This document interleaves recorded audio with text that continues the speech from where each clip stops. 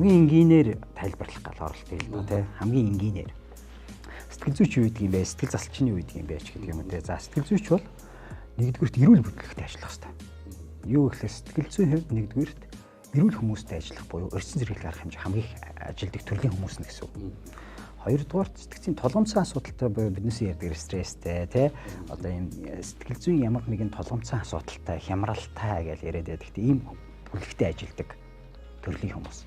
Тэр дотроо клиникийн сэтгэл зүйч гэдэг нэг байдаг. Тэр нь болохоор хөнгөн мөртлөө сэтгцийн тодорхой эмгэггүйцэд ажилдаг гэдэг ингээд. Тэр нэрсчиж байгаа тий. За сэтгэл засалч нар болохоор суур нь ангаах ухаан болчихж байгаа. Эхлээд ангаах ухаан тарих судална тий. Эхлээд хүний хэмж болно.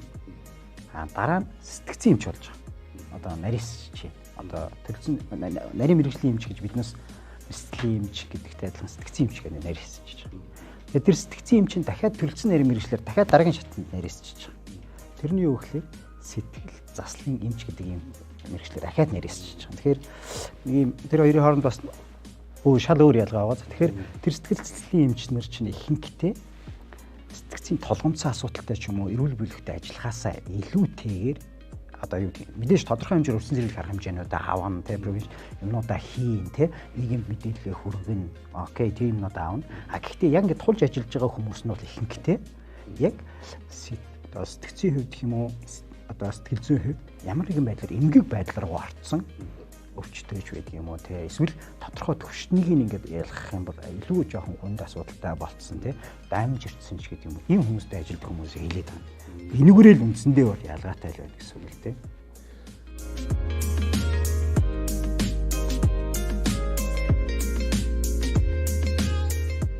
Тэгээ яагаад энэ сэтгцийн эрүүл мэндийн асуудал чигээр нь ганцхан Монгол гэхгүй дэлхийн дахинд энэ боловласаа л байгаа. Маш одоо тухайлбал одоо дэлхийн эрүүл мэндийн байгууллагын мэдээгээр хүртэл энэ сэтгцийн эмгэг бол одоо зүрх судасны эмгэгийн бараг одоо зүрх судасны эмгэг бол одоо нас оролтын шалтгааны 2 дахь байгаа бол одоо энэ сэтгцийн эмгэг буюу сэтгэл готрох эмгэг энэ амиа оролт болоод 2 дахь шалтгаан болно гэсэн тоо мэдээ хүртэл байдаг. Тэгэхээр энэ эмгэг бол дэлхийн үнцэг болон одоо энэ сэтгцийн эрүүл мэндийн асуудал өөрөө айгүй томоохон асуудал байдаг. Яагаад гэвэл энэ чинь нийгмийн эдийн засгийн докторгүй байдал, эдийн засгийн одоо ийм хурдтай хөгжил, ядуурал, за тэгээ одоо ажлын ачаалал байна те маш олон ажлыг одоо нэг дор гүйцэтгэх хэрэгтэй байгаа байдал. За тэгэл одоо мэдээллийн 90 100 тэгэл маш олон асуудлууд энд бол нөлөөлж байгаа ч өнөөдөр сэтгцийн эмгэг бол яалчгүй нийгмийн эрүүл мэндийн бүр томоохон асуудал болоод толгой дараалаад ороод ирж байгаа. Үүнээс гадна бас бид нар юуг одоо ойлгуулах гэдэг юм бэ гэхээр хүмүүс өнөөдөр яг би сэтгцийн эмгэгтэй юм уу яг ингээ асуудалтай юм уу эсвэл надад сэтгэл зүйн зөвлөгөө авах шаардлагатай юм уу гэдэг юм бас хүмүүсийн өмнө айгүй гараад байгаа байхгүй. Тэгэхээр сэтгцийн асуудал гэдэг чинь юуг хэлээд байна гэхээр тодорхой нэг хугацаанд ямар нэгэн гадаад стресс янз бүрийн одоо хүчин зүйлийн нөлөөндөө тухайн хүмүүстээ төр зургийн одоо сэтгэл зүйн хямрал төртөж байгаа байдлыг бид нар тулгамдсан асуудал гэдэг байгаа. Энэ үед одоо яадгийн гэр бүлийн одоо асуудлаас болоод одоо яадгийн хүн хоорондын харилцаанаас болоод ажлын байдлаас болоод те тодорхой хэмжээний сэтгэл санаагаар унах юм уу айц төгшөөрт өртөх байдаг юм уу одоо янз бүрийн байдалд орохын бид нар төр зургийн хямрал гэдэг байгаа. Гэвтэл энэ байдал чинь одоо олон удаа илрээд тухайн байдал маань удаан хугацаанд үргэлжлээд магадгүй энэ одоо 2-7 хоногоос дээш хугацаанд гээд хоног заагаад байдаг. Дээр нь бас юу вэ гэхээр нөгөө өдөр тутмын үйл ажиллагаанд чинь алдагдал болоод ажиллаа хийж чадахгүй гэр бүл байлаа гэхэд эцэг эхнэр нөхрийнхээ үүргийг гүйцэтгэж чадахгүй болоод байвал эн чинь бид нар эмгэг байх үедээ гэдэг ийм бодлоор л хандаж одоо эмчилгээ үйлчилгээ тусламжаа авах хэрэгтэй л гэж бодоод байна.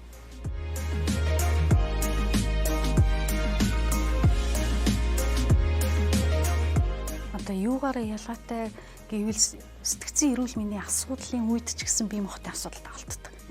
Биеийн эрүүл мэндийн асуудлын үед ч сэтгцийн эрүүл мэндийн асуудал дагалддаг. Энэ хоёрыг биш тэ тусад нь авах ямар ч боломж байхгүй. Бие махбод өвдөж जैन, толгой өвдөж जैन, зүрх өвдөж जैन тэ завир байгаа л бол тэр хүн ер нь 50 байх уу? Ер нь эрүүлэр ботход бид нар тэ энд ямар нэгэн арга хууч өвчтэй байлаа гэхэд энэ байна сэтгцийн эрүүл мэндийн хувьд асуудал тоглолтно. Удаан хугацаанд биеийн өвчнөр завирлж байгаа. Одоо жишээлбэл архаг хууч өвчтэй.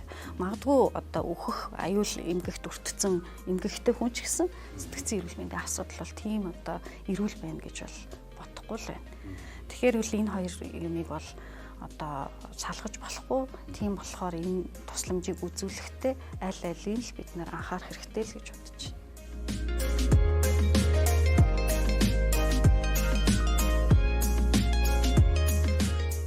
Ер нь хамгийн ихнийх нь нойргуудлын асуудал байна. Тэг хамгийн одоо наад захын хүн нэг өдөр, хоёр өдөр нойргүй байхаар ажлын бүтээмж буурдаг. Ажилдаа одоо дургу болдог ч гэдэг юм уу. Наад захын асуудал байна. Гэр бүлийн харилцаанд хоолны дуршил гэл бүх юмд ингээд нөлөөлж эхэлжлээ бол энэ сэтгцийн тулгымцсан асуудал эхэлж байна л гэж ойлгох хэрэгтэй. Зүгээр наад захын жишээ гэвэл түрүүний нөгөө яриад байсан биеийн завиурууд гарч ирнэ те толгоо өвдөх, зүрх өвдөх, нойр хямрах, хоолны дуршил буурах. За тэгээд одоо үүнтэй холбоотой нөгөө одоо бэлгийн үйл ажиллагаа хүртэл үүнийг дагаад хямарна. За очиод өдөр ажил дээр очихоор анхаарал төвлөрөл муудна, ой тогтоолт муудна, ажлын гүйцэтгэл буурна. Тэгээд одоо хүн бустай харилцаа бууруулах эхэлж байгаа шүү дээ. Ууртаа цохолдоо болоод эхэлнэ гэдэг ийм байдлаар л тэр хүнд одоо нөгөө байдал маань илэрнэ. Тэгээд одоо зарим хүн бол тэрнийхээ учир шалтгааныг мэдээд байна. Зарим хүн бол бүр яагаад ингэж байгаач мэдэхгүй байх тохиолдол бол байна. Ийм шинж тэмдэг илрээл байгаа бол танд ямар нэгэн асуудал байна та ер нь бол сэтгцэн эрүүл мэндийн асуудал бас байгаа юм биш үү дээ гэд өөрийгөө шалгах хэрэгтэй байна.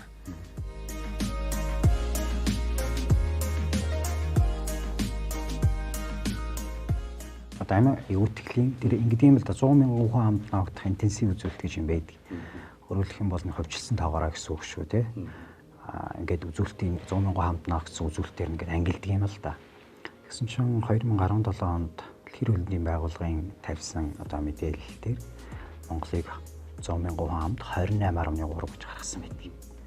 Тэр нь юу гэсэн үг вэ? Тэр ранкаараа бол бүрэн 3-т бичигдсэн. Гэхдээ одоогоор бол яг тэр одоо яг мэдээллийг хаанаас авсан те энэ тодорхойгүй нэгдүгээрт байгаа. За тэр тоогоор ингээд тооцох юм бол дундчаар яг тухайн үеийнх нь одоо хүн ам интенсив үзүүлэлтэд харилцуулахаар жилдээ биднээс нэг 740 хэдэн хүн амийг өтгөж нас барсан байна гэдэг тоо гараад ирж байгаа байхгүй юу?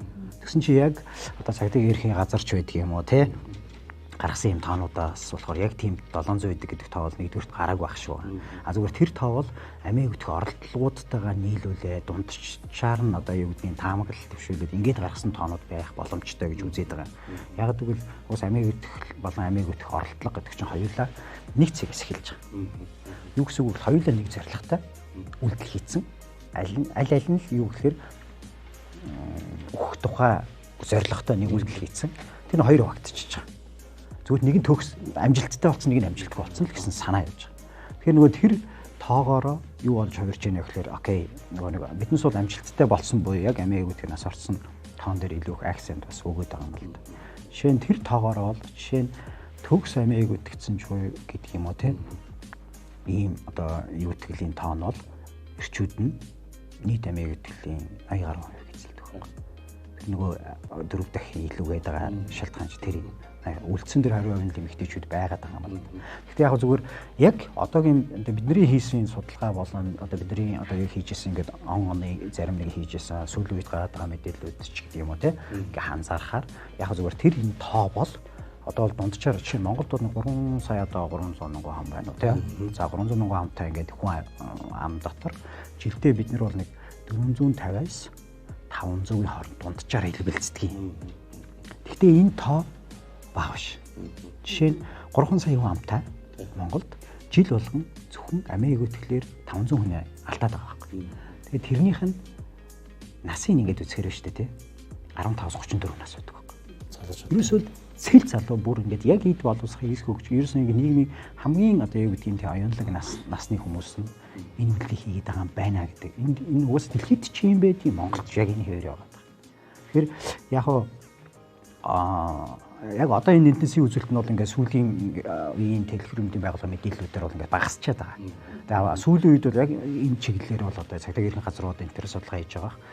Ингээд тоонууд гаргацсан байгаа бах тий. Яг интенсив үзүүлэлтээр нь гаргасан уу үгүй юу гэдгээр бид нэр яг одоогор бол бүрэн мэдээлэлгүй байгаа ч гэсэн бидний гаргаж байгаа судалгаануудаар болохоор дундчаар янз янз. Тухайн үед бол бид нэр одоо манай хишгсөрөн профессор болон тий судлаачдын багийн одоо аюулсрын багш те энэ судлаачдын багийн хийсэн судалгаа байдгийг.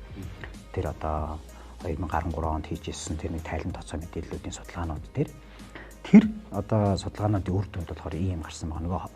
Нөгөө интенсив үзүүлэлтгээс 100,000 хаамд ногцсон интенсив үзүүлэлт нь 20.2 гарсан байдаг байхгүй.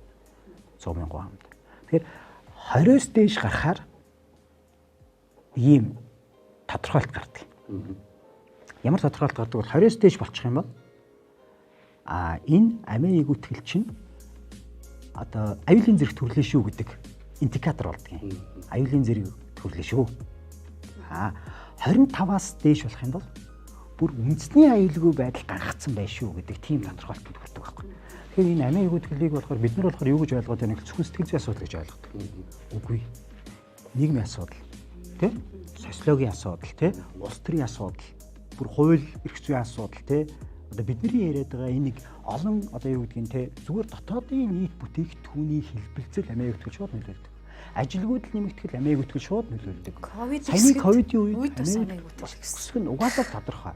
Яг энэ чиглэлээр яг одоо бол би бол яг нөгөө судалгаа хийсэн тав баримт хэлж чадахгүй байна л да тий. Тийм ковидоос болоо. Тэр чинь зүгээр нийгмийн зүгээр индикатор байхгүй. Амиа өгдөг бол зүгээр нийгмийн девиац буюу одоо энэ одоо тий гаж үзэгдлүүдийн нэгэн зөв. Тэрний ч хажуугаар нөгөө архитект байна, мансуурал байна тий. Одоо бие үнэлэлт байна, юу гэдгийг тий. Одоо нөгөө онц ностой гэмт хэрэгүүд байна ч гэх юм амар олон одоо маш олон юм юунууд байгаад байгаа. Индикаторууд байгаа. Тэрний нэгэн жишээ амиа гэдэг байна.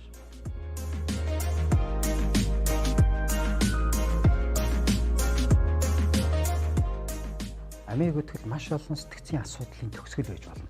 Маш олон гутралын ч байж болно. Хугацааны сэтгэл төвшөрийн ч байж болно, нойргуудлын ч байж болно, тэ эсвэл трама авсан сэтгэлийн гэмтлийн эцсийн төгсгөлийн үр дүн байж болно.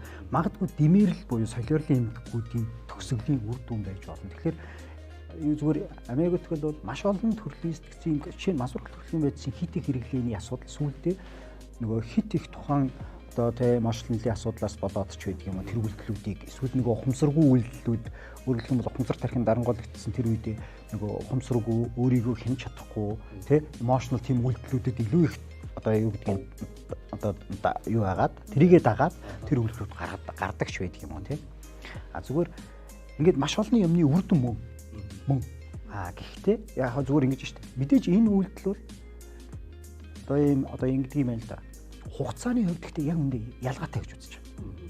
Жишээ нь зарим хүмүүс энэ амиа өгөх гэдэг үйлдэл чи өөрөө нэгдүгээр зориулах төлөв гэж үздэг юм байна. Тэгэхээр заавал мотивац хэрэгтэй. Заавал сэтэл хэрэгтэй байдаг юм. Ямар нэгэн байдлаар сэтэл явдаг. Энэ 3 шатаар явдаг. Эхлээд сэтэл авна. Дараа нь шийдвэр гаргана. Оюуны хувьд. Дараа нь үйлдэл хийнэ. Тэгтэл одоо энэ дээр нэг юм тодорхойлт гаргаж болохгүй байна. Юу гэсэн үг вэ гэхээр энэ 3 дараалалаар явдаг юм байна. Хэр удах хугацаа шаарддаг юм бэ гэж асууя. Энэ 3 дараал 5 жил чивжиж магадгүй. 5 жилийн өмнө эхлээд сэтэл авцсан. Дундуур нь 2 жилийн дараа шийдвэрээ гаргацсан. Тэ? Яг үйлдэл нь дахиад 2 жилийн дараа байж магадгүй ч гэх юм уу, тийм. Тэгээд тэр магадгүй нийтийн 5 жилийн дараа тэр үйлдэлийг хийсэн байж магадгүй байна шүү дээ. Тэгтэл 3 секундын дотор энэ 3 тэ энэ юу ч байхгүй байж байгаа энэ 3 ингээд тэ сэтэл нь гарч ирээл шууд шийдвэрээ гаргаад үйлдэл хийж болно. 3 секундын дотор. Жишээ нь тэр яг мансуурсан үедээ ч юм уу. Магадлал маш өндөртэй гэсэн. Тэгэхээр энэ юу гэдгийг бүх юмний эцсийн цэг мэг гэхээсээ илүүтэйгээр одоо саяны хэлдэг чинь юм хугацаа тогтоох нэгдүгürt боломж байхгүй. Хизээч хинч яаж ч болно л гэсэн санаа хэлж байгаа. Гэхдээ энэ хүмүүс бол хүмүүсийг бид буруутгах гэж байгаа юм биш шүү. Тэд нар бас сэтгэл зүйд үнэхээр одоо юу гэдгийг те ихэнх хүмүүс энэ үйлдэлийг энэ шийдвэрийг гаргаж байгаа хүмүүс үүнээс өөр надад зам байхгүй наа гэдэг тийм туйлдалтай орчоод сэтгэл зүйн тэрний туйлдал мэдрэмж дээр очичоод энэ шийдвэрийг гаргаж байгаа маа. Санаатай ч санамсаргүй ч ухамсартай ч ухамсаргүй ч энэ үйлдэл нь эцэстний өглөөр ямар нэгэн байдлаар энэ хүмүүс сэтгэл зүйн хувьд нэг тодорхой хэмжээний хохирогч байх тухай ярьж байна.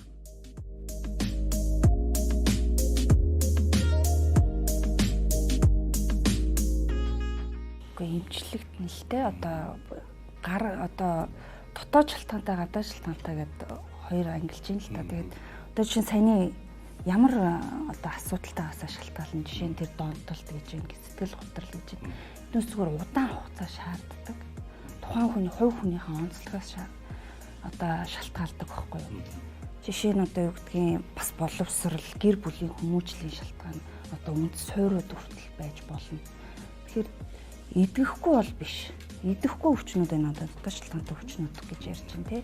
Одоо бүр сэтгцэн эмгэг гэсэн үг те бүр F одоо юуны хүрээнд явчих чинь одоо сэтгэл гутрал тэр дэлгэцийн дом бол тодорхой хэмжээний сэтгэл засал эмчилгээ, эний эмчилгээ авсарж яваад идэх боломжтой шүү дээ. Ер нь бол энийг ч идэгдэг хүчин гэж үзсэн. Одоо ихэнх одоо чинь манад бүр ийм тохиол гарсан байгаа байхгүй. Тэр нөгөө судалгаа шүү дээ. Судалгааны 98% нь сэтгцийн толгомцсон асуудалтай хүмүүс энэ үйлдэлийг хийжээ гэж гарсан байна шүү дээ.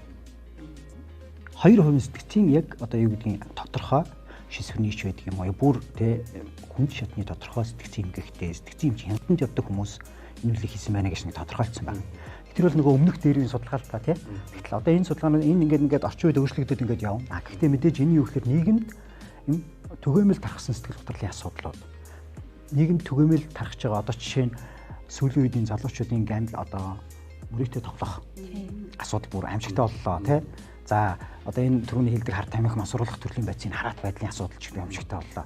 Эдний чинь тодорхой хэмжээгээр үр дүнгууд нь тэр одоо юу гэдгийг suicide одоо амийг үтгэл болж хувраад байна. Гэхдээ энэ юу гэхээр бид нар энэ асуудлыг шийдэх тухай ярьж байгаа. Зүгээр л гэр бүлийн асуудал хүртэл энэ зүйлийг бий болгоно шүү дээ. Эхнэртэйг өнөөдөр асуудал муудалцлаа гэж бодоход магадгүй энэ тухайн үеийн эмоционал шийдвэр бодож байгаа тухайн бодол үеэд би өөртөө дийлэхгүй мэн чадахгүй байна гэж те тэр хүмүүс шийдвэр гаргаж ирж бас болно. Гэтэ эднэр нь юу гэхээр яг үндэ хинхэн буюу те маш бүр дийлэнх давга олон ихэнх хувь нь эн чинь эмчлэгдэж болдог. Тусламж авч болдог те.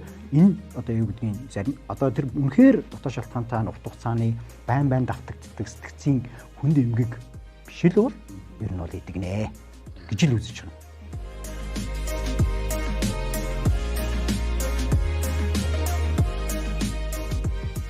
Тэр ямарваа нэгэн тодорхой шалтгааны улмаас тухайн хүн тодорхой хугацаанд ялангуяа би нэг хоног заагаад байгаа шүү дээ 2-7 хоногийн дотор тухайн хүн сэтгэл санаагаар унаад ажиллаа хийхгүй байгаад айц төгшөөртэй байж болно. Тэдгээр шинж нойргүйдэлтэй юм уу эсвэл одоо юу гэдгийг те хоолндоо дургүй байдаг янз бүрийн биеийн завирууд гарч ирээд эргээд энэ хугацаанд тэр хүн хэвийн байдалтай орж ивэл энийг бол одоо тэр толгомцсон асуудал байна гэж үздэг. Хэрвээ энэ байдал цаашаа олонтоо илрээд эдгээр шинж тэмдгүүд маш завиртай, маш хүчтэй илрээд тухайн хүний өдөр тутмын үйл ажиллагаанд алдагдал үүсгээд таны хэлээд байгаа саяны ярьдаг тэр хөдөлмөрийн чадвар алдалт ажил хийж чадахгүй байна. Өдөржин гэртээ байгаад байна. Тэр эцэг эхнэр хүүхэд одоо юу гэдгийг тэр үүргээ гүйцэтгэж чадахгүй. Би бүр айгүй албаар тэгж хэлээд байгаа шүү дээ. Эцэг их гэдэг чинь эцэг эхийн үүрэг гэдэг чинь үр хүүхдээ хоол хийх одоо юу гэдгийг те хичээл номын давтуулах гэсэн чадахгүй байна. Миний анхаарал төвлөрөхгүй байна те. Эхнэр нөхөр гэдэг хэлэнгүүт эхнэрээ халамжлахгүй байна. Эр нөхрөө халамжилж чадахгүй байна. Одоо тэр янз бүрийн үйл ажиллагаа нь алдагдаад байна л гэсэн үг байна шүү дээ. Тэр үйл ажиллагаа алдагдаад байвал энэ магадгүй эмгэг байх үү дээ. Ийм үед бол энэ хүмүүс маань гэртээ бити байгаа дээ. Ингээд байх тусам л нөгөө хүчин чинь улам даймжирна тий эмчилгээ илүү хэрэгтэй болно нөгөө өөрийнх нь эдийн засгт илүүтэй л хор хохирол гарна тэгэхээр яаран одоо эмнэлэгт хандах хэрэгтэй эрүүл мэндийн тусламж үйлчилгээнд хандл гэж хэлмээр байна. Яг үндэ жишээ нь би ингээд сэтгэл готролд орсон байгаа үед ер нь өөрийгөө сэтгэл готролд орсон байна гэдгээ мэдэхгүй байх магадлал өндөр. Тэгэхээр нөгөө хажууд байгаа хүмүүс анзаарах хэрэгтэй болж байна. Ээж аав байх, эцэг их байх, эхнэр нөхөр байх, тий найз нөхөд байх, тий үр хүүхэд байх тэр юу гэдгийг үүргээ хүлээж чадаад байгаа юм уу?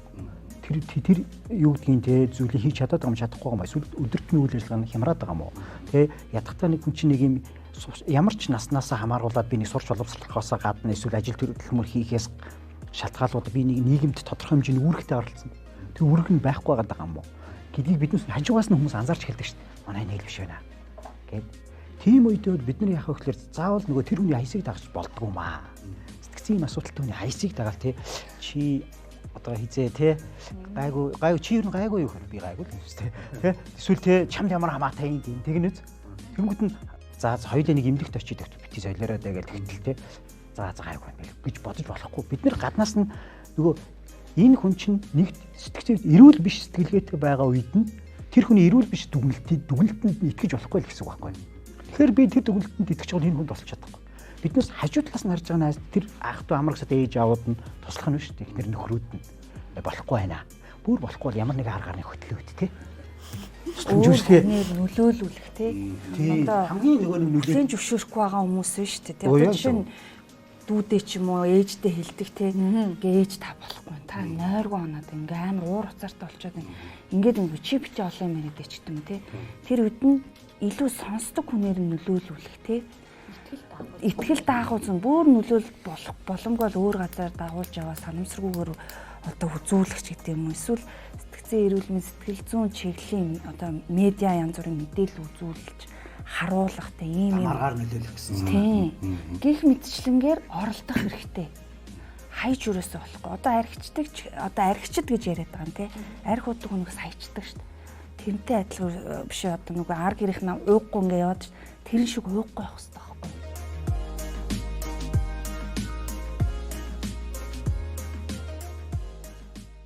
Энэ чинь нөгөө хурдцтай хөгжөөд компьютер техник технологи маш одоо бүх салбаруудад хөгжиж эхэлж штэ. За ингээд эхлэнгүүт өнөөдөр хэрэглээ болчиход байна. Энэ мэн өөрөө бол хүн болгоны л одоо өдөр тутмын хэрэглээ болоод байна. Нэг талаасаа.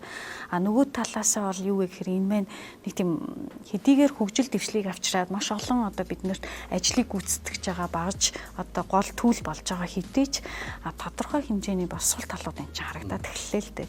Ялангуяа бид нар ч одоо нөгөө сэтгэл зүйн хэрэгцээ гэдэг юм байна. Одоо энэтэй холбоотой сулраад байна. Өөрөөр хэлбэл бид нар чинь одоо ингээл байнгын уулзалт маань нөгөө амьд уулзалт байхаасаа илүү одоо онлайн руу болж эхэлж байна. Дээр нь одоо тэр юмаа техникийг хэрэглээд бид нар ч одоо тоглож байна. За тэгээд тэрнтэй холбоотой дэлгэцийн одоо дон гэдэг асуудал нэлээдтэй орж ирж штэ. 90 эд онтой харьцуулбал одоо энэ 2020 эд он бол одоо яг энэ яалчгүй шинээр одоо бүр дэлгэцийн дон гэдэг юмгээр бид нар ингээ бүртгэж аваад явж байгаа учраас энэ асуудал бол яалчгүй одоо бид нар туслах энэний чиглэлээр одоо арга хэмжээ авах шаардлагатай л болоод байна. Тэгэхээр сул талч байна, давуу талч байна. Одоо энийг яг донгийн талаас нь ярих юм бол бид нар эмчлэх шаардлагатай. Ялангуяа хүүхэд өсвөр үеийн асуудал дээр бол энэ мэн нөгөө тэрийг нөгөө хязгаарлах, болох тэрийг одоо тэ нөгөө зогсоох гэдэг юм бол одоо айгуу сул байгаатай холбоотойгоор л эн чинь нөгөө хязгааргүй хэрэглээ болоо явчихж байна. Гэтэл энэ зөвхөн хүүхэд өсвөр үе дээр байна уу гэдэг хэлэх юм бол насанд хүрэгчдээр ялангуяа тэгээд бас эрэгтэйчүүдийн дундаас энэ айгуу их байна гэж харагдаад байгаа шүү дээ. Тэгэхээр бол энэ бас ингээл бас хаалга нүдэл орж ирж байгаа болохоор энд чиглэсэн одоо арга хэмжээ, төлөвлөгөө боловсруулах эмчилгээ хийх гэх энэ одоо шинэ асуудал болоод байна л да. Хөгжлийн явц тий ингээд өсөж байгаа шүү дээ тий. Хөгжил ингээд өсөх тусам нэг, суурьшмал амьдрал илүү бат бөх болох тусам 2 тий. Одоо бидний оюуны хөдөлмөр нэмэгдэх тусам 3 ч гэдэг юм аа тий. Яг энэ нөхцөл байдалд бие махбодын өвчнөөс илүү сэтгэл зүйн, сэтгцийн энэ өөрчлөлт хямрал тий эмгэгүүд шууд дагаад нэмэгддэг угаасаа хуйлтай. Жишээ нь одоо юу гэдэг 1988 онд сэтгэл хөдлөлийн талаар ярихад хүмүүс юу балаа юм яриад гэдэг үе байлаа. Юу сони юм яриад байгаа юм бэ? Одоо Z generation-ээс те зүгээр одоо те эсвэл энэ альфа үеийнхнээс бүр одоо тэр альфа үеийнхнээс хүртэл сэтгэл готрол гэж юу вэ гэж асуух юм бол тэд нар би сэтгэл готролыг шууд хүлээж авна шүү одоо бүр. Яг тэгвэл бид нар чинь зөвхөн ингээд түрүүн хэл face to face байсан юм байна. Бидний ихэнх хөдөлмөрийн цаг ба штэ дээдл 8 цаг байсан юм байна. Тэ бидний ихэнх хөдөлмөрүүд бие махбодын хөдөлмөр байсан юм байна. Одоо штэ биднес зарим нь бүр багтаа 16 цаг оюуны ажил хийж байна. Ихэнх нь оюуны хөдөлмөр болцсон байна. Дандаа онлайн болсон байна. Биднес дандаа техниктэй харилцаж байна. Тэдний нөлөөлөл энэ одоо юу гэдгийг одоо ядахта одоо энийг юм долгионы нөлөөлөл хүртэл хүний сэтгцэд нөлөөлж байна. 2 3 дугаар биднес юу гэдэг хоол хүнс. Агаарын нөлөөлөл энэ агаарын бохирдлын асуудалч тэр хоол хүнсний асуудалч тэр бидний идж байгаа юм чинь өөрөө ихэнхдээ нөгөө эко авах болцсон юм байна. Эко байх болоод ирэхээр хүссэн хүсээгүй сэтгэлийн асуудал бас дагаа явдаг юм байна бас.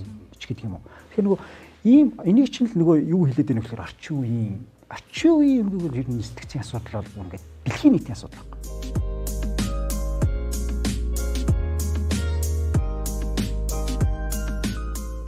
Өөрийгөө маш сайхан илэрхийлэх хэрэгтэй. Хажууд байгаа хүнээ бас маш сайн ойлгож, мэдэрч явах хэрэгтэй.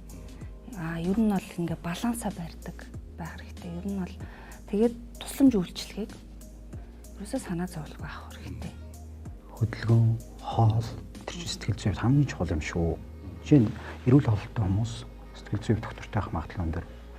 Ерөөсөл одоо юу гэдэг хөдөлгөөн сайн хийдэг хүмүүс эрүүл одоо юу сэтгэл зүйн эрүүл байх магадлал маш өндөр. Өөрөлдөн бол тэрний хоббитай болооч тий. Дээрээс нь одоо юу гэдэг тэр хобби гэдэг чинь тэр нэг байнга хийгээд давтаад хийгээд байгаа өөрийнхөө дуртай юмыг хийгээд байгаа гэдэг чинь стресстэй хамгийн том арга байхгүй. Нэг стресстэй хувь хүний арга чи өглөө байнгын тогтмол хийдэг менежментийн асуудал ярьж байгаа.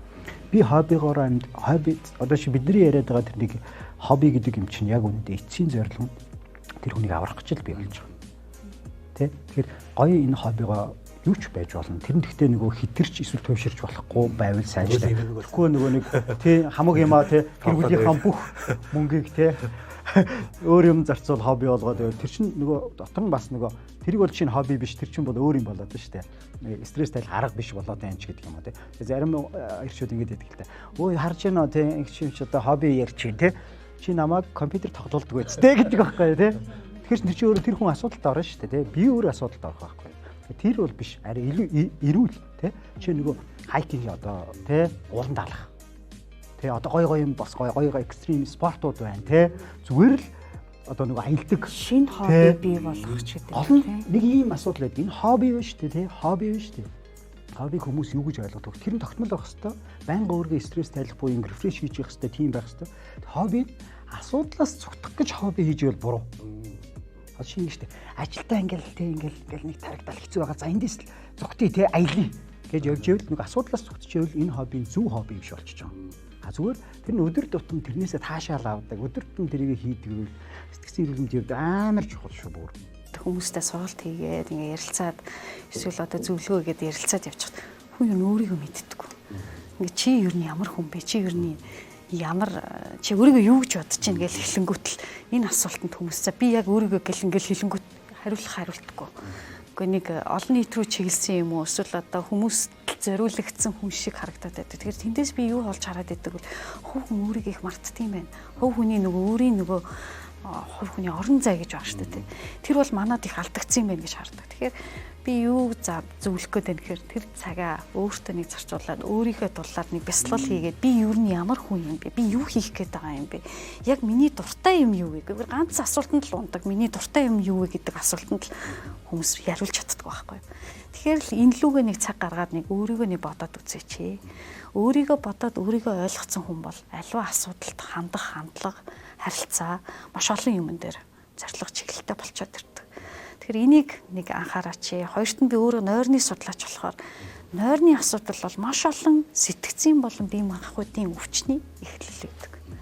Тийм учраас би зүгээр энэ дээр юу хэлэх гээд байна гэвэл ядахта тогтсон цагт унтаж, тогтсон цагт сэрдэг энэ хөвшлийг л одоо өдөр тутам одоо хөвшүүлж амьдраас сайл гэж хүсэж байна да.